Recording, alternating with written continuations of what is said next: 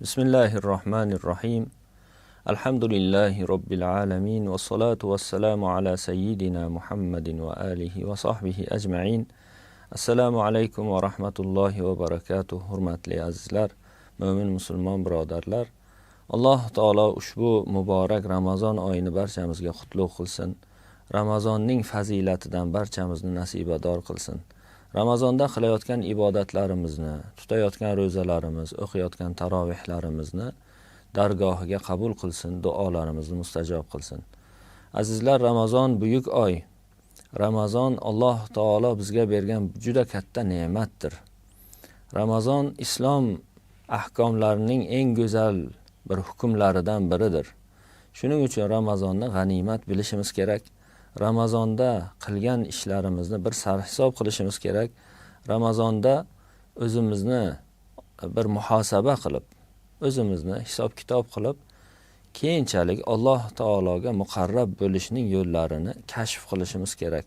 Alloh taologa ushbu Ramazonda yaqin bo'lib olib, keyingi oylarda mana shu yaqinligimiz, mana shu qurbatimizni davom ettirishimiz kerak. Chunki Ramazon katta bir imkoniyat. Ramazonda Alloh taologa muqarrab bo'lish imkoniyati katta. Shuning uchun go'zal ro'zalarni tutib, tarovihlarni go'zal tarzda ado qilib, Alloh va rasuliga mahbub bo'lishga harakat qilaylik. Azizlar, buyuk imom Alloma Buxoriy hazratlarini kitoblaridan ba'zi bir mavzularni, Ramazon haqidagi ba'zi bir so'zlarni o'qiyotgan edik. Bugun ham inshaalloh shuni davom ettiramiz.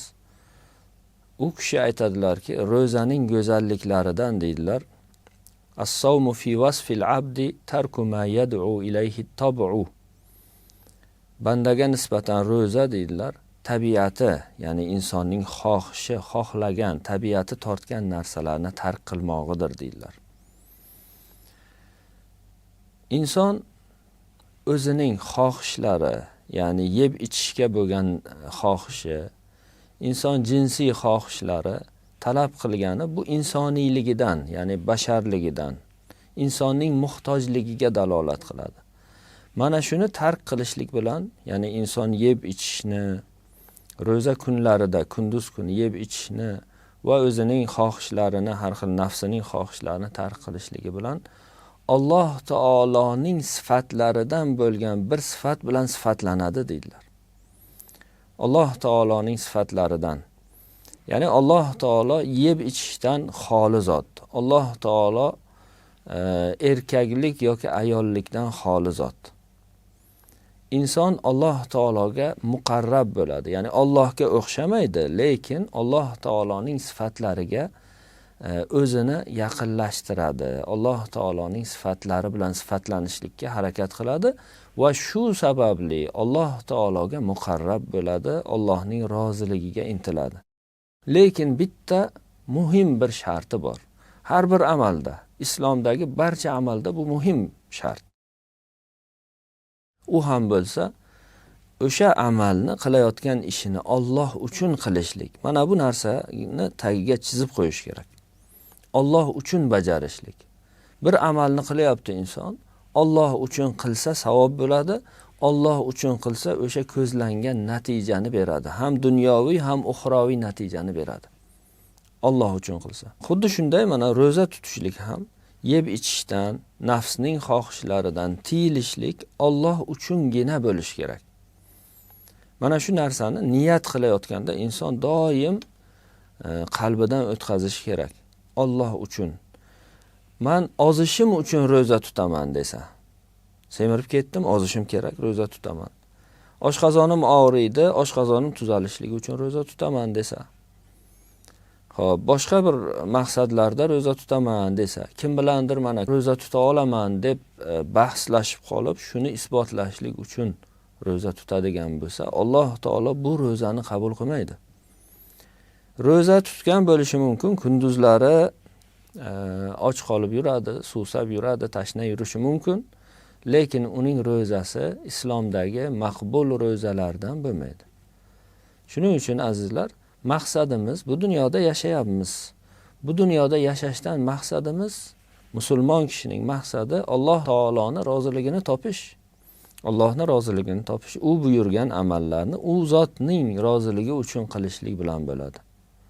Allohning roziligini topyapmiz, roza tutyapmiz, ishimizda davom etyapmiz, oila boqyapmiz Allohning roziligi uchun. Farzandlarimizni tarbiya qilyapmiz, Alloh taolo ularni bizga omonat topshirganligi uchun. Hammasini Alloh uchun qilishlik kerak musulmon kishi. Xuddi shunday roza ham. Ro'zani Alloh uchun tutishlik bilan inson ham jismi poklanadi. O'sha ozodi ham, boshqa ham bo'ladi, odamning ichki a'zolari poklanadi, sog'lom bo'ladi inson. Lekin maqsad bu emas. Maqsad Allohning roziligini topish.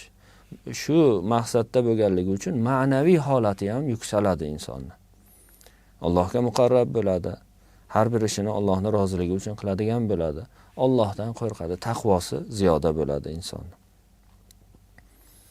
Shariatda deydilar, shariatda ro'zaning ma'nosi ibaratun anil imsaki anish shahvatayn.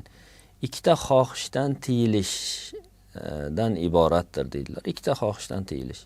Ya'ni yeb ichish xohishi va nafsning boshqa xohishlaridan tiyilishlik.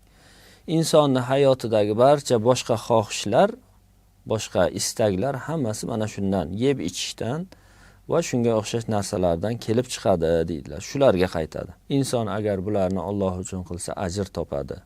Alloh taolo aytadiki, Astaizu billah, ya ayyuhallazina amanu kutiba alaykumus siyam. Ey iymon keltirganlar, sizlarga roza farz qilindi deydi. Ey iymon keltirganlar, ey mu'minlar, ey Alloh taoloni e'tirof qilganlar. Musulmonlarga, mu'minlarga Alloh taolo xitob qilib aytayapti. Roza tutishlik demak mu'min musulmon kishining bo'ynidagi vazifasi. Chunki Alloh taolo aytayapti, ey iymon keltirgan, ya'ni ey Allohni e'tirof qilgan, ey Muhammad sallallohu alayhi vasallamni meni payg'ambarim, men uchun yuborilgan payg'ambar deb e'tirof qilgan insonlar. Sizlarga roza farz qilindi. Ya'ni Alloh taolo tomonidan sizlarga roza yozildi bo'yningizga. Bo'yningizga farz qilindi, yuklatildi shu roza. Kimiki roza oyi kirganda, Ramazon oyi kirganda muqim bo'lsa, ya'ni musofir bo'lmasa, kasal bo'lmasa, sog'lom bo'lsa va balog'atga yetgan bo'lsa, u roza tutish kerak bo'ladi. Roza tutsin deb Alloh taolo shuni bayon qiladi bizga. Farz qiladi.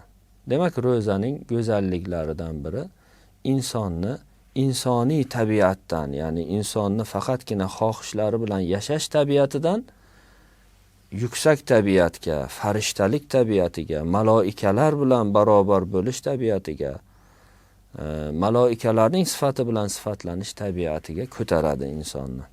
Va inson Alloh uchun o'zi eng xohlagan narsalarni tark qiladi va Alloh taoloning buyuk ajrlariga, savoblariga ega bo'ladi. Vallohu a'lam va sallallohu ala sayyidina Muhammadin va alihi va sahbihi ajma'in.